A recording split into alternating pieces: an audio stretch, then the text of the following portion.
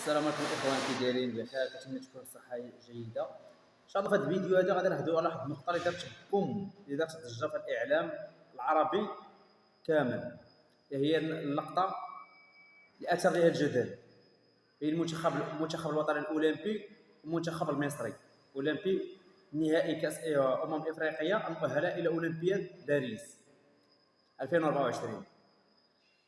واحد المسرحيه اللي قدموها مع كل احترامات الاخوان المصريين، ماشي الشعب وانما اللاعبين، اللي هو واحد اللاعب كيسحاب راسو نيت اغويرو، تاخ راسو كيسحابوه نيت عبد الرحمن اغويرو، هذاك كيقولوا عبد الرحمن اغويرو، وكيسحابوا نيت بصح هاد الناس بحال كتقول سيرخيو اغويرو. هي لا علاقه لها، لا علاقه، ما كاين لا عبد الرحمن، ما كاين لا سيرخيو اغويرو، لا ليو ميسي، لا انخيل دي ماريا. وتاق فراسو بزاف، يعني هذيك اللقطه اللي دار في الطفل الصغير، لان هاد الناس اصلا المصريين ديما كيديروها، يعني فيما كتلاقى الكره المغربيه مع الكره المصريه والا ما كيكونش الشغب، ما كتكون فيه المشاكل. العكس اللاعبين ديالنا اللي كيصافحوا، خصوصا داك اللاعب رقم 7 اللي سجل لنا الهدف، خدا حمراء، جا بلال الخنوس ونسو زعما عنقو، قال لي ما تقلق، الكره هي هذه كذا، كل الروح الرياضيه. ما قال لي لا خرج، وبالرغم المنتخب كانت خاسره في هذيك اللحظه. يعني شوف الفرق بين الكره المغربيه والكره المصريه. وكذلك نهضر على واحد النقطه اللي هي رقم 5 مع رقم 6، ربما ما بغاش يسلم عاوتاني على فوزي القجع.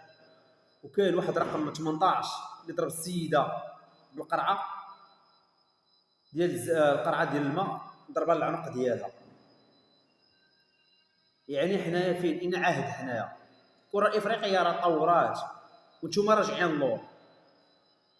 تخلف، علاش كتخلفوا؟ علاش هذا التخلف هذا بالضبط؟ علاش؟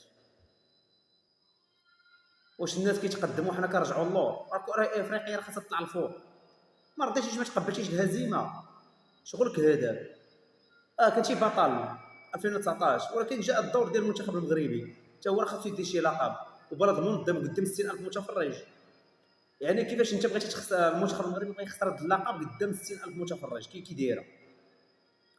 والسيد جاي بحال داكشي ديال كاراتي جون سينا، جاي مهزوز على الطفل الصغير، طفل صغير مسكين ما دار ليه والو.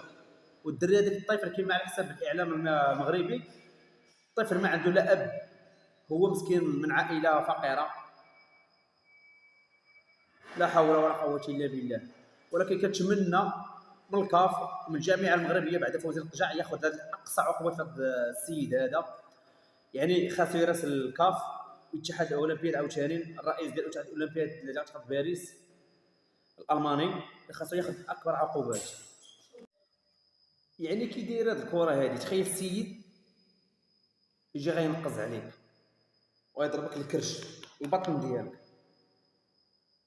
غينقز وغيتهز عليك، ماشي ديال جيت ليك، غيتهز عليك وغيضربك البطن ديالك باش تحس. بحال السيده عاوتاني ضربها بالقرعه وعامره بالماء، ضربها للعنق ديالها، السيده كانت لاهيه ضربها للعنق ديالها. علاش؟ شنو دارت هذيك السيده وشنو دارت هذيك الطفل؟ شنو دار؟ يلاه دابا بينوا بين شنو دارت هذيك السيده.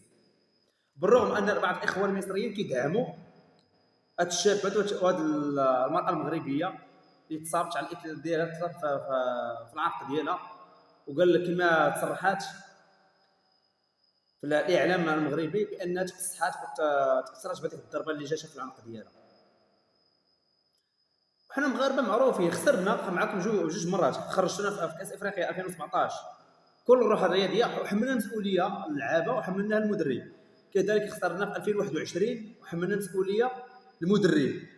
يعني ما كانش الزياش، ما كانش الزراوي، ما كانش بعض اللاعبين الاساسيين كان عندهم مشاكل مع اللعابه ديال المغرب. ولكن باش غادي تجي نتايا مثلا تخسر في الهزيمه، مش في اوج العطاء وانت لاعب قدام البلد المنظم قدام 60000 متفرج، وبغا يضربوا في اي وتيره. وكما كما شاف الجميع، كانت تدخلات قويه على الزلزولي وبعض اللاعبين المنتخب المغربي، خصوصا الزلزولي ديما كان شادين 3 لعابه، جوج حتى 4. عارفين الزلزول كيلعب في برشلونه، حكا شنو غنديروا؟ نهرسوه. وتحياتي لكم، كنتمنى تكون العلاقه بين الشعب المغربي والشعب المصري تكون العلاقه اخويه، ما يكونش التوتر هذا، ما يكونش المشاكل هذا. السلام عليكم.